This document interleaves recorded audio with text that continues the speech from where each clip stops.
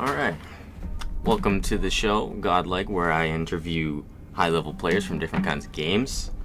I have with me here Sinai or Tony, my boy. Say what's up.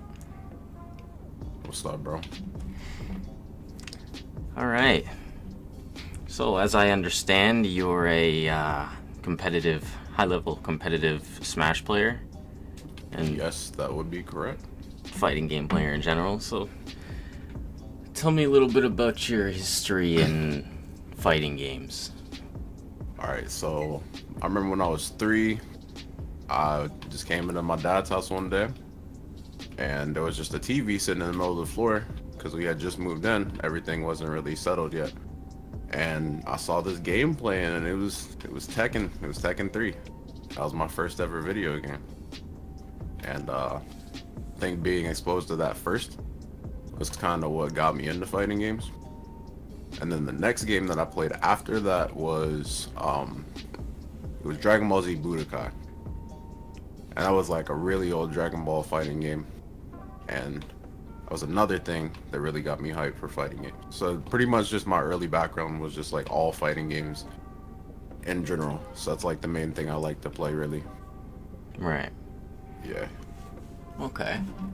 So, when you started playing Smash, what was your timeline like from going from just starting to being almost pro? Well, see, for me, the thing was, I was like a hardcore online warrior because I lived in an area where like Smash wasn't really a popular thing. So I did a lot of online tournaments, and like because of that, I didn't really know where I was gauged around where everyone else was that was like actually really popular in the scene. So when I went to my first tournament, I actually did well. And that like really shocked me because most of the people that went to that tournament, they had been like going to tournaments all the time, every day. You know, it was on that type of thing. So for me to go there, have never been to a tournament before, and most people that go to tournaments for the first time, they just immediately lose. So it was pretty good. It actually felt good for me. All right. So, as being a high-level Smash player, what would you say to someone who is like just wanting to start to play the game but don't know where to start? Like, what would you tell them? I would tell them to start off with a simple character, someone that just takes the fundamentals and doesn't really have a gimmick.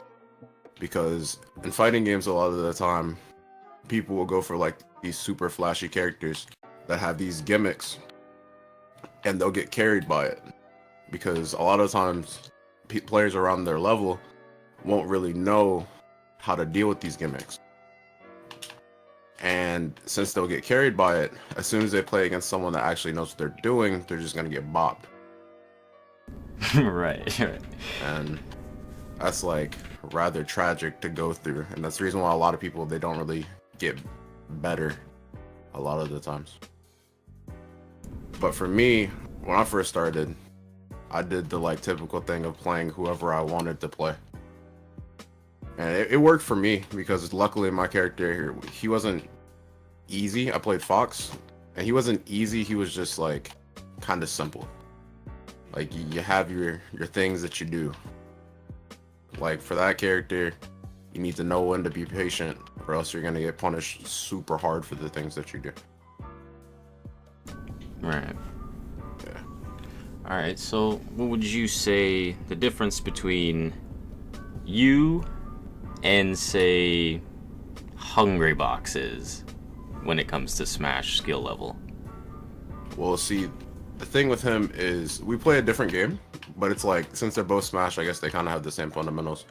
But the difference between me and him would probably be he's just been around for so long that he just knows like every little tidbit about everything.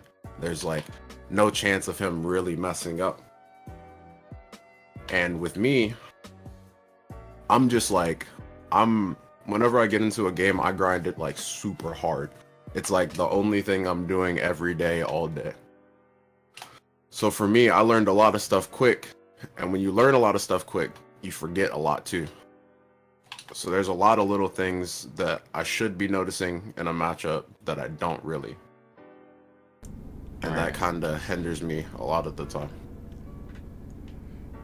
But a lot of top players, since they've been around for so long, they don't really make those mistakes. Yeah, definitely. All right. So, I know you played a lot of different fighting games. You played Tekken, 7, Street Fighter, not much. Not much. That game went down the drain. Yeah. Tekken 7, I've seen you definitely play. That's sort of maybe a mid-level, mid to high level with Horong. And That's my boy. what would you say separates you from Mesa? Mesa being another high level player. The thing is, I'm really stubborn in Tekken, and I want to do things my way. And in Tekken, you can't really do that because there's so many characters, and you have to learn every single one of them. And a good way to do that in fighting games is to play every character. But in Tekken, I don't like doing that because the move lists are so big, and I'll end up forgetting things about my main. So that's kind of a problem. But with him and a lot of pros, they take the time to like actually figure out all the characters by playing them.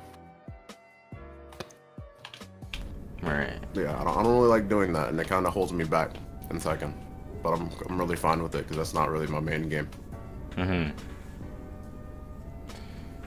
So do you plan on ever playing the next Smash game?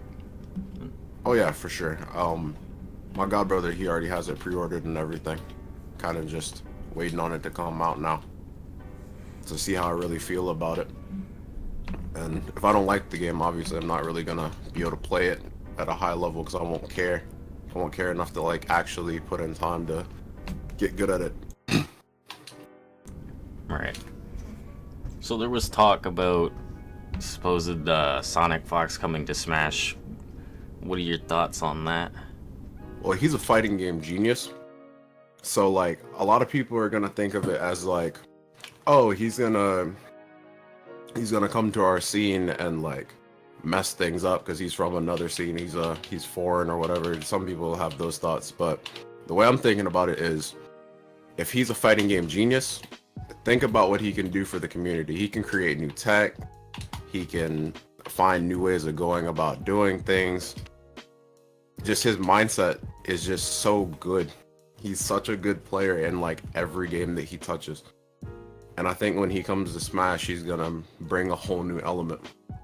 Because a lot of the people that play Smash, they don't play other fighting games. That's like the only thing that they play.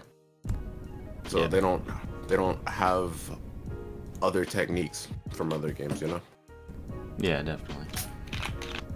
So would you ever want to play against Sonic Fox if he did come to Smash then?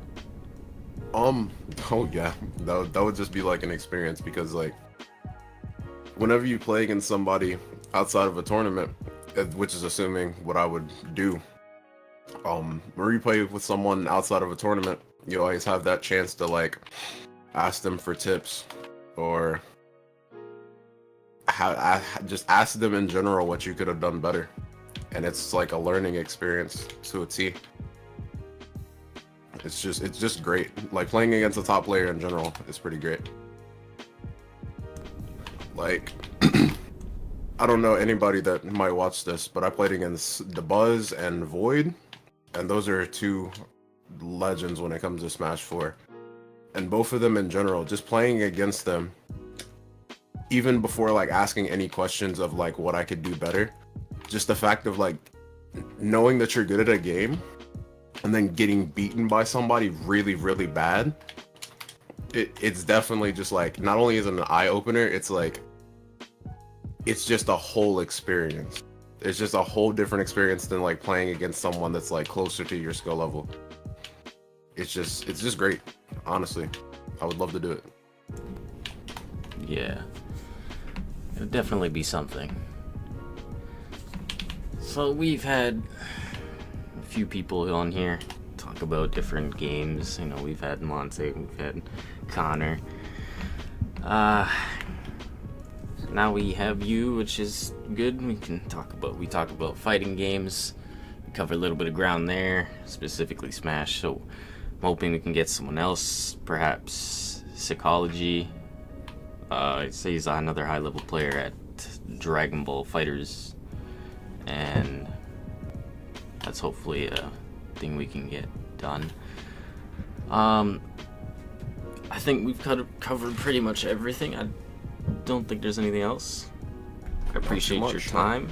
If you want to add anything, you can go ahead now. I'd say anyone that is like kind of afraid to get into the esports scene, if you have any type of background in sports, that's gonna help a lot, especially for games like Rocket League. Like Rocket League, for instance, there's like a whole lot of team sports elements that go into it, and it just helps a lot for making things easier. And like, not even in team games, just like having the dedication to actually put time and effort into something, that helps a lot too. Knowing that your progress is just it's not going to be an overnight thing. Just sports really helps with that. It's a good thing to have under your belt if you're going to go into it. And if not, then just think of it like that. Just think of it as any other sport. If you haven't gotten into sports, then this is your time. It's a good way to do it. All right. Definitely helps with the nerves. So I appreciate you taking the time out of your day to come and talk with me. I'm gonna let you go now. You have a nice day. You too, bro. Alright guys, if you like this sort of content, you can like the video, subscribe for more types of interviews like this, and I will see you guys